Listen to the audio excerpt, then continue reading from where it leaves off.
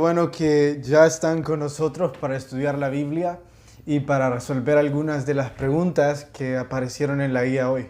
Espero que tengan listos sus cuadernos donde tienen las anotaciones para que puedan cotejar con nosotros las respuestas que ustedes tienen. Y si no las han respondido aún, bueno, hay que ponerse por meta mañana, así tener la lista y hacerla temprano para venir y hacer un poco más interactivo esto. Oramos.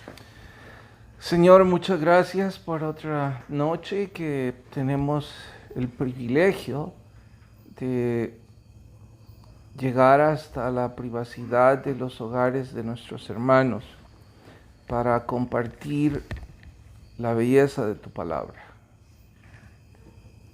Nuestra opinión carece de importancia, Señor. Los que sintonizan este programa estarían perdiendo su tiempo si nos escuchan a nosotros.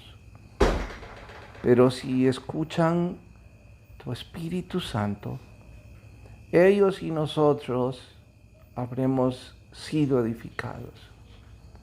No creo que merezcamos el milagro, pero la Biblia nos enseña que lo que pidamos al Padre en tu nombre lo recibiremos. Y es en el nombre de Jesús que te suplicamos humildemente que hables a nuestras vidas, que podamos crecer. Señor, por favor, sé consuelo a los que están pasando momentos difíciles. Y por favor, Señor, que esta pandemia cada día se mitigue más y que esa curva cada día sea menos y que nos permita regresar a una vida, si no como antes, que nos permita regresar a los ministerios que antes nos dejaste oficiar. Permítenos, Señor, volver a predicar tu evangelio. Gracias porque el próximo domingo será una bendición para nosotros. En Cristo Jesús. Amén. Amén. Bueno, empecemos con la guía de Mateo y vamos a la pregunta. Perdón. Es que debo hablar del domingo. Estoy muy agradecido con el Señor que me acaba de escribir Efraín y me dijo, quiero leerles bien los datos, aquí está. Esperamos 10 invitados para domingo a las 7, 15 para domingo a las 10 y 6 para domingo a las 5. Así es que estas son grandes noticias. 21 personas que llegarán a escuchar el Evangelio a pesar de todas las limitaciones, y felicitarles a aquellos de ustedes que están haciendo el trabajo de evangelismo. Esto nos hace creer que en realidad habrá un avivamiento. 1,400 personas no van a ir este domingo, de los que solían ir, pero 21 personas nuevas sí. Gracias a Dios. Sí, y eso nos anima muchísimo. Gracias por hacer ese trabajo. Bueno, vamos. La pregunta 1 de la guía de Mateo dice, ¿es lícito el divorcio? Tengo la responsabilidad, yo creo, de pedirte disculpas y extenderme un poco al respecto. Digo tengo la responsabilidad porque es un tema que ha sido de debate desde cientos de años atrás. Quizá desde la época de Moisés, porque él tuvo que legislar esto. Y digo quizá porque quizás empezó desde tiempo atrás a Moisés. De Moisés estoy seguro que él ya debatía con esto. En los últimos tiempos se dice que hubo dos corrientes que resumían tanto debate. La escuela de Hillel y la de Shammai, o algo así, dos rabinos judíos, en donde resumieron tanto debate y tanta discusión o tanta interpretación en donde uno decía que el divorcio era válido por la infidelidad de la otra persona y el otro decía que el divorcio era válido por cualesquiera razones. Yo no voy a sumarme al debate de los estudiosos, porque si ellos, que son expertos, no terminaron poniéndose de acuerdo, menos este inexperto predicador. Pero sí tengo 6 conclusiones que compartir a la luz de la Biblia. La primera es: Dios aborrece el divorcio. Es abominación. Abominación es sinónimo de aborrecimiento, de desprecio. Malaquías lo dice de forma literal y tajante, que Dios detesta el divorcio. Así es que en ninguna corriente filosófica de interpretación debemos obviar esta verdad. ¿Que por qué Dios lo aborrece? Porque atenta en forma directa contra la primera institución sagrada, que es la familia.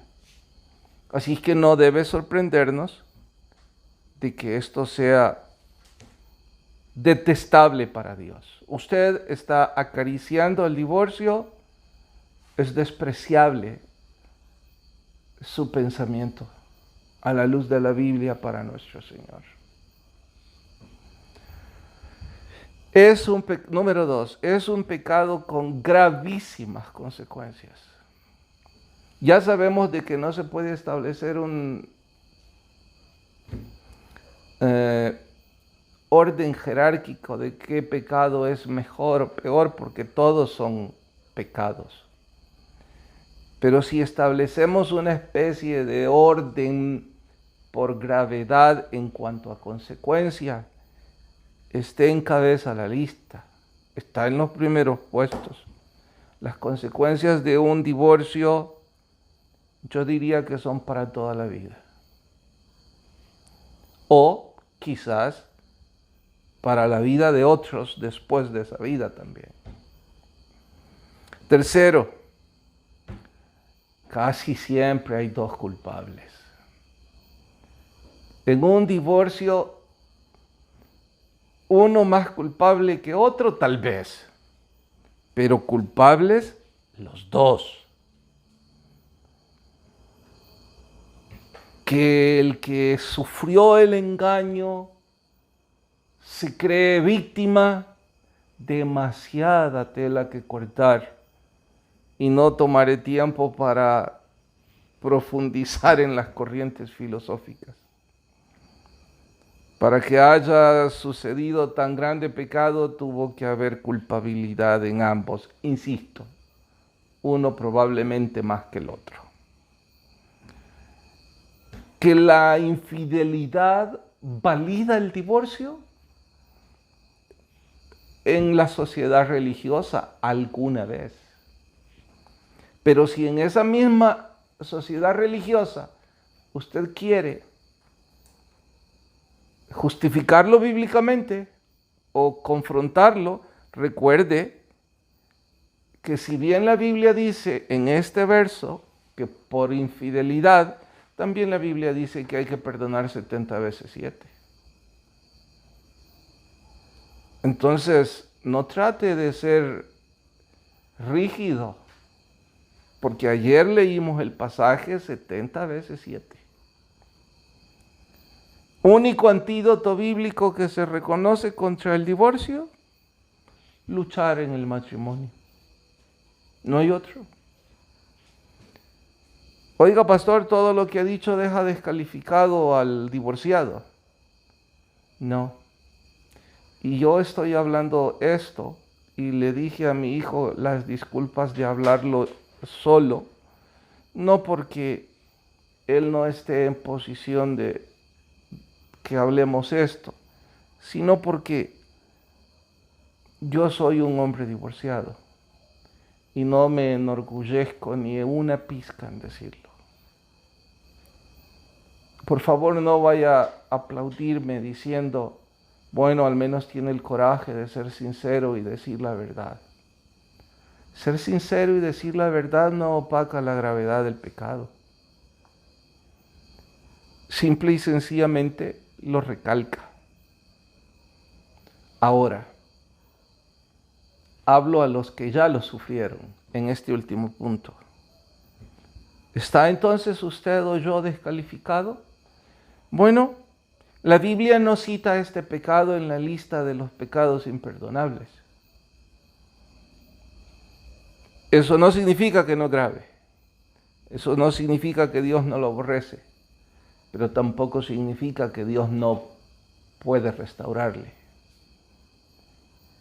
Así es que si usted lo ha sufrido, tenemos abogado que puede restaurar nuestras vidas. Si usted no lo ha sufrido, no intente caminar por esa autopista. Es una horrenda autopista. Bien, creo que eso resume todo. Las disculpas, Talo. Ahora retomemos la metodología acostumbrada. Hay preguntas. Sí. Pastor, una pregunta. ¿Y los abogados que divorcian a una pareja les es permitido? Lo menciono en términos legales. Los abogados se les es permitido porque ellos tienen una legislación humana, no una legislación bíblica. Sin embargo, conozco a una cantidad significativa de abogados cristianos que prefieren no hacerlo. Pero eso es algo entre Dios y el abogado. La Biblia no habla sobre legislar al legislador humano. Absurdo sería entonces que yo intente decirle al abogado lo que debe hacer, porque él se debe a las leyes del país en donde labora. Bien, y no es que no quiero hablar más del divorcio, ya resumí todo, y sé que es un tema tan largo que pasamos ratos aquí, y mi pobre hijo quedaría aquí enojado diciéndome, ¿para qué me pasaste? Así es que dale. La pregunta 5, siempre de Mateo. ¿En realidad el hombre joven había cumplido la ley? Dale vos. Recordemos que este hombre joven llegó a preguntarle a Jesús, ¿qué me falta? Los evangelios recalcan que este realmente era justo. Realmente había cumplido todos los mandamientos humanos. Pero era triste que era solo superficial. En sus adentros no había cumplido el más importante, que era amar a Dios y amar a su prójimo. Porque cuando se le desafió a hacerlo, amó más a sus riquezas. ¿Pero había cumplido la ley? Sí. Externa. Externamente. Ujú. Entonces la cumplió, Sí. siendo rígidos. Sí. ¿Y cómo quedaría de que nadie la puede cumplir? Por eso, solo de forma externa. Exacto, entonces finalmente no la había cumplido. No. Así es que lo que estaba diciendo finalmente era una mentira. Ujú. Que nuestro Señor Jesucristo no quiso recalcar su mentira es otra cosa. Ujú. Pero él, como bien dijiste, le faltaba lo más importante, que en este caso era no solo entregar sus bienes, su corazón completo al Señor. Ujú. Y allí es donde estaba el problema de este joven rico. Sí, porque los evangelios lo describen como el mejor de los religiosos de ese entonces, mejor que un fariseo, así lo describen los evangelios. Pero le hacía falta eso. La 6. ¿Por qué es difícil para un rico ser salvo? Es que después de esto, después de que Jesús le dijo, vende todo y seguime, él dijo, no puedo hacerlo, se dio la vuelta triste. Entonces los discípulos se han de haber acercado y le han de haber preguntado a Jesús, pero Jesús, si él, siendo tan buen religioso, teniendo toda esta prosperidad que debe de venir por su obediencia, no es salvo, entonces es que para un rico es difícil ser salvo. Y esto no quiere decir que los ricos no puedan ser salvos. Es importante recalcar esto porque hay un gran número de personas que siente cierta aberración hacia los que tienen un bienestar económico mayor al vuestro. Y por lo tanto les desean cualquier tipo de mal, incluso que no sean salvos. Pero la Biblia en ningún momento dice que los ricos no pueden ser salvos. Claro, se les hace más difícil porque no tienen necesidades aparentes. Tratan y es más fácil de ocultar sus necesidades con dinero y tienen más juguetes para intentar hacerlo que los que no tienen. Y a los que no tenemos, entonces no tenemos mucho con qué probar, solo podemos probar con Jesús. Pero no significa que no puedan. Démosle. Vamos ahora a la pregunta 9. Siempre de Mateo. ¿Está bien abandonar a la familia por el ministerio? Nuestro Señor nunca recomendó que debíamos abandonar a la familia. Dijo que el que no dejaba padre, madre o más por su causa no podía seguirlo, pero no en el espíritu de ser irresponsable, sino en el espíritu de que llega el momento en donde cada quien debe tomar una decisión de qué hacer con su vida. Los soldados, los que están en la industria de la pesca, tendrán que pasar 5 días o 5 meses en alta mar, especialmente en ese entonces, y no por ello eran irresponsables. Así que lo que nuestro Señor está diciendo, simple y sencillamente, es que aquellos que ponen como excusa la iglesia para ser irresponsables con la familia, están cometiendo un grave error.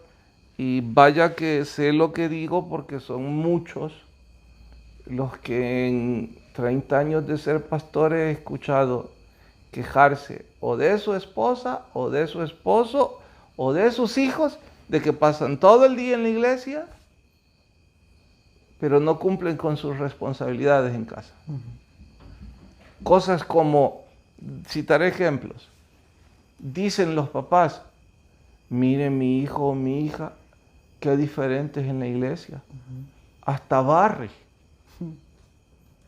cuánta educación, pero en casa ni una pizca. O el hombre que se queja diciendo, quiere pasar todo el domingo en la iglesia, no viene a cocinar. Y así, eso es irresponsabilidad, eso es no tener pertinencia. Nuestro Señor nos enseña en la palabra que hay tiempo para todo.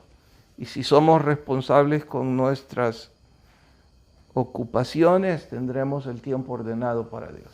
Y hay diferentes llamados, todos estamos llamados a diferentes cosas. Si ustedes son llamados a ser misioneros, obviamente no van a pasar tiempo con sus familias. Pero si ustedes están llamados a ser un maestro de capilla en su ciudad, obviamente debe pasar tiempo con su familia. No puede decir, me voy a estar todo el domingo en la iglesia y por eso no puedo pasar tiempo con mi familia. Y ya que hablaste del misionero, ¿en qué parte, en cuál de las dos guías está? Ahorita vamos. Habiendo tocado la pregunta 9, hoy podemos pasar a la guía de madurez. Hoy sí creo que vamos a hablar. ¿Y en qué pregunta está eso? Está hasta la 3. No, Es que hay una en donde habla puntualmente, la 4 es. Ya que vos tocaste el tema, abordémoslo, ilustrémoslo con la pregunta 4. La característica que se aplaude en la vida de los misioneros y que todos deberíamos aprender. Bueno, la característica que yo más aplaudo es que están dispuestos a dar casi toda su vida por la causa del Señor. Privacidad, comodidad, futuro promisorio. Y me da mucha pena hablar de nuestras dos misioneras, pero son el común denominador en nuestro caso. Ambas son niñas abajo de 30 años, ambas son profesionales en los Estados Unidos, ambas son graduadas de la universidad, ambas tienen o tenían empleos en donde ganaban mucho dinero. Ambas vinieron solteras. Ambas vinieron solteras. Ambas trabajaron para una iglesia muy grande y ambas decidieron dejar todo eso para servir al Señor en este país. Un país con muy poca oportunidad de desarrollarse económicamente, o ninguna quizá para ellas, con mucho riesgo por su aspecto físico.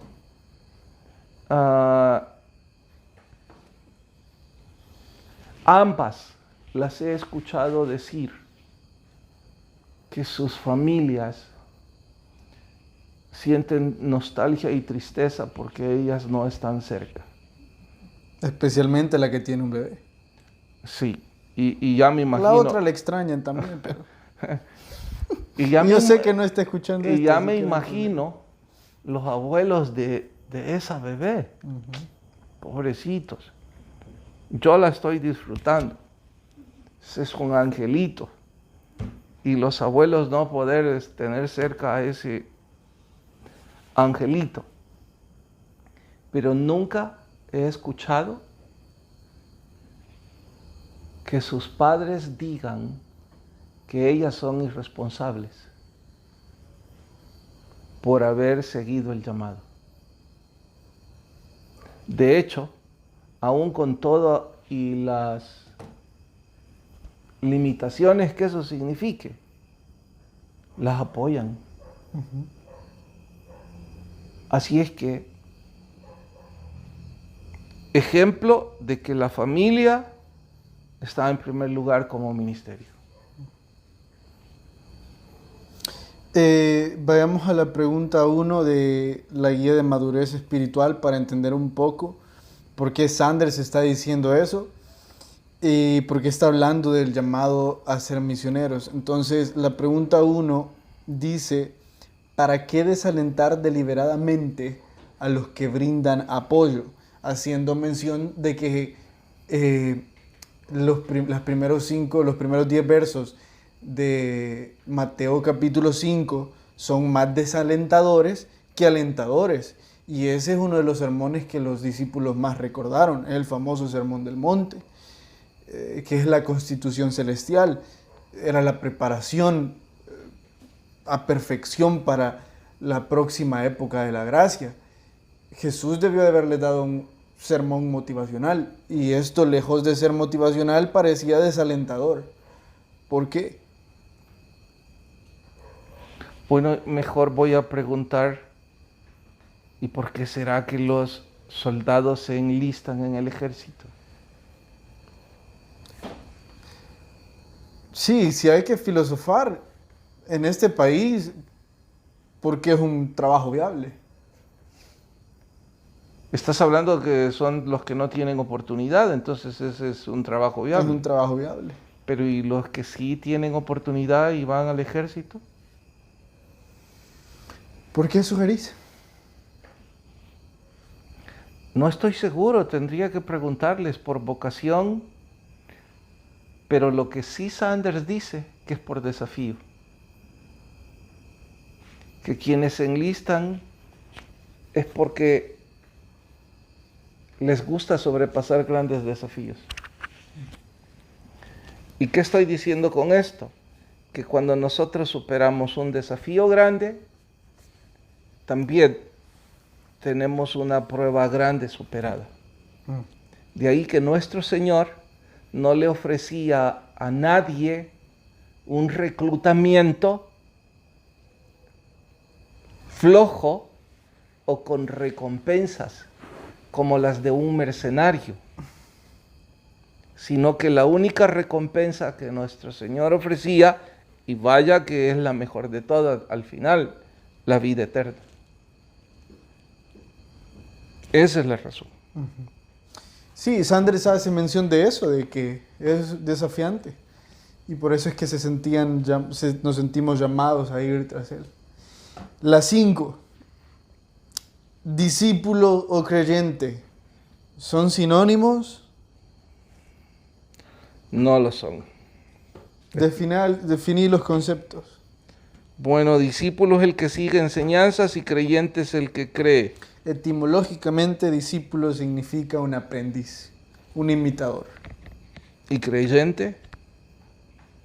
Filosóficamente, es el que cree. La diferencia entonces está en... El discípulo hace.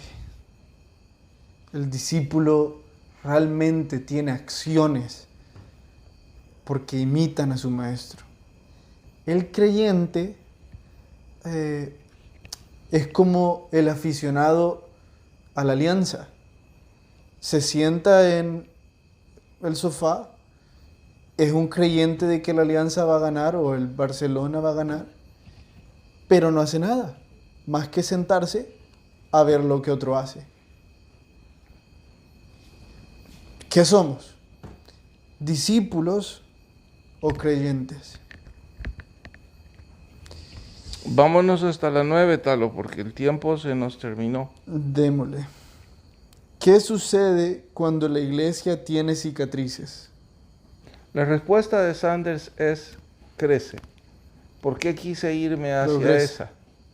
Te pregunto, ¿la iglesia de Cristo pensás hoy por hoy en nuestro país y después de todo lo que ha pasado estos 6 meses, tiene cicatrices? Sí. Muchas cerraron. Muchas estuvieron a punto de cerrar. Muchas conexiones cayeron. Muchos ministerios cerraron. Yo pienso que ni siquiera estamos todavía seguros de cuáles van a ser nuestras cicatrices. Sí, porque siguen apareciendo nuevas cada vez. Con emoción vemos los inconversos que van a llegar, pero ahora que vos haces la comparación de que van a llegar 600 versus 1400 que no van a llegar, entonces el número es amenazador. Claro, yo estuve haciendo números. Digamos que arriba de 60 eran unos 300. Está bien. Arriba de 60 eran... 300, digamos.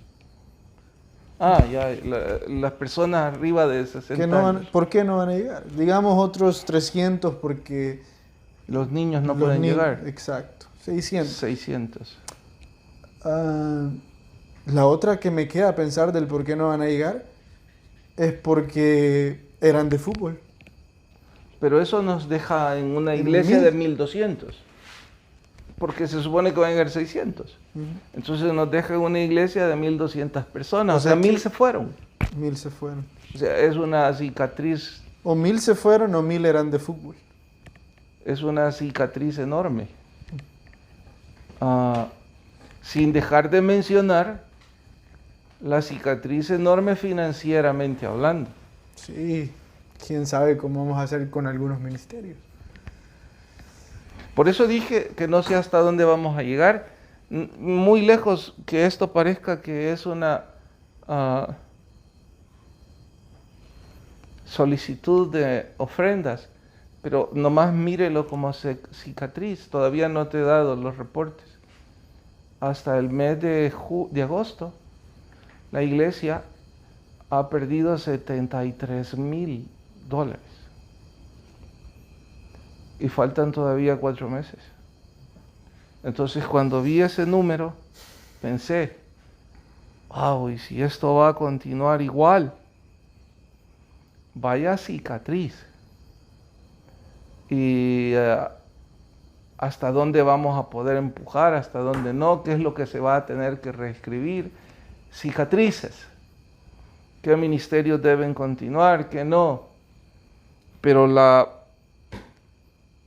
emoción de leer este capítulo hoy fue que la iglesia con cicatrices Progresa. siempre progresa. Ujú. Y no estoy hablando financieramente, Ujú. estoy hablando espiritualmente. Porque si hay una congregación que en medio de todo esto tiene un avivamiento, será tiempo de testimonios en 5 meses. Sanders dijo todo esto porque inició con el verso: el que viene a mí, o sea, debe tomar su cruz Y seguirme. y seguirme. Aquellos que vienen en pos de mí. Gracias por acompañarnos. El que tiene oído, oiga lo que el Espíritu dice a la iglesia. Seguimos mañana, 8 de la noche. Que la paz del Señor quede con todos. Dios nos bendiga.